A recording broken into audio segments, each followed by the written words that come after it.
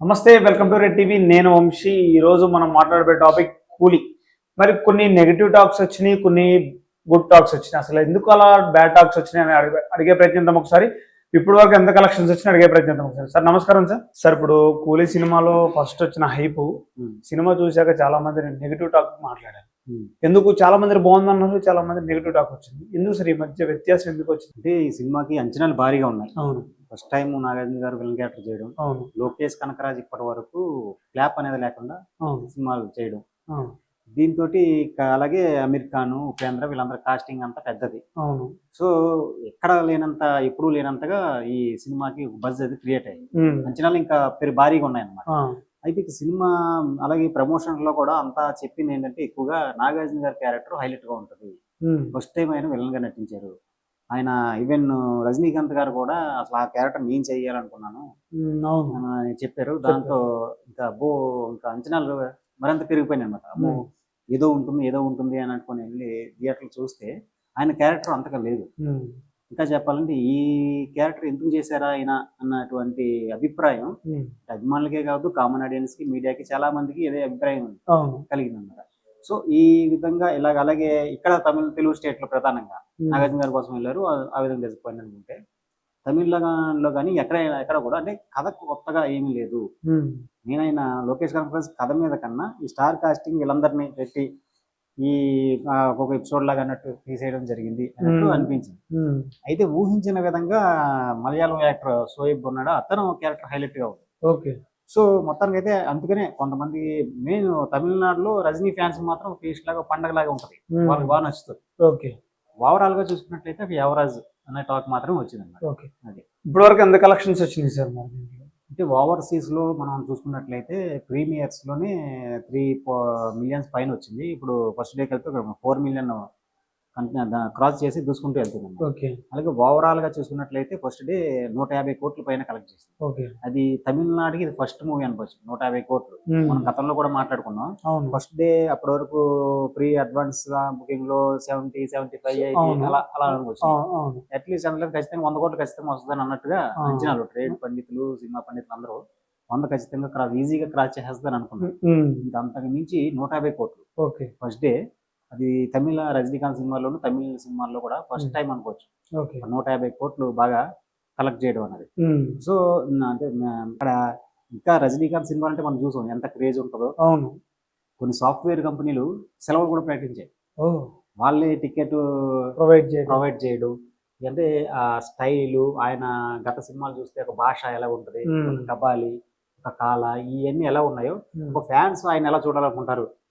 ఒక ఆయన అంటే అందరికి ఒక విజిల్స్ పడాలి, ఒక ఫైట్స్ స్టైలు అలాగే దాన్ని దృష్టిలో పెట్టుకొని ఆ ఏజ్కి తగ్గట్టు బాగా డిజైన్ చేశాడు. ఫ్యాన్స్ కోరుకునే విధంగా, ఎస్పెషల్ తమిళనాడు జనాలకి బాగా నచ్చేలాగా అన్ని దృష్టిలో పెట్టుకొని ఆయన మరొక భాషని వేరే కోణంలో ఎలా చేస్తే ఎలా ఉంటది అనే దాని మీద ఆయన దృష్టి పెట్టాడు.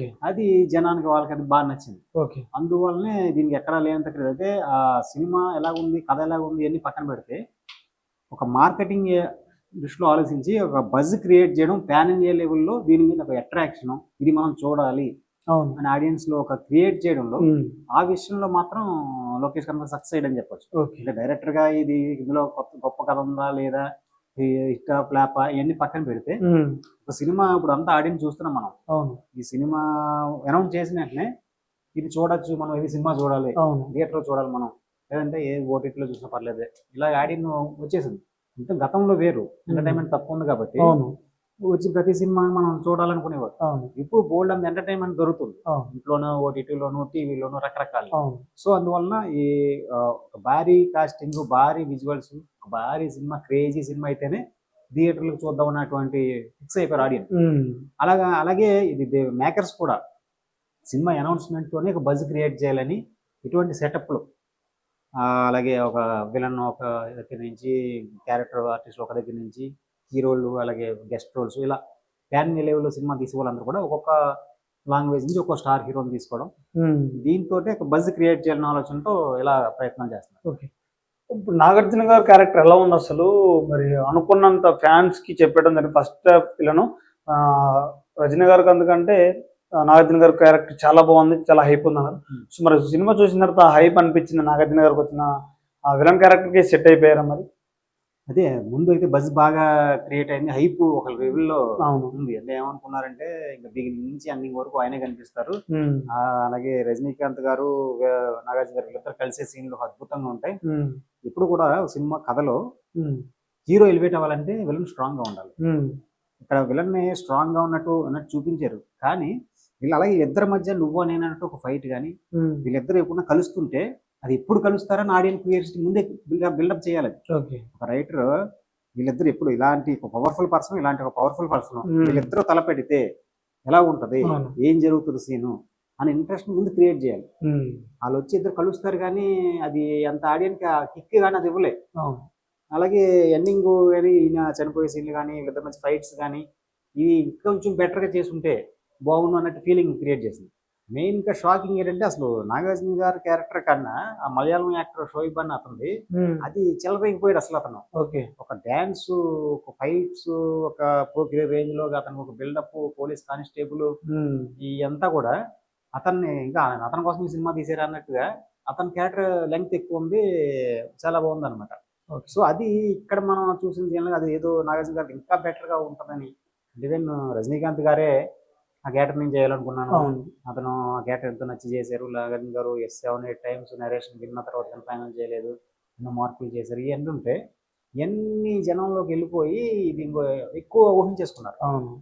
ఆ ఊహల్ని దాన్ని అందుకోలేకపోయినాను. అందుకోలేకపోయారు. అందువలన ఇది అక్కడ ఆయన క్యారెక్టర్ వరకు ఆ పాత్ర వరకు ఆయన అద్భుతంగా నటించారు, న్యాయం చేశారు. కానీ మనం ఊహించింది అక్కడ లేదనమాట. ఓకే.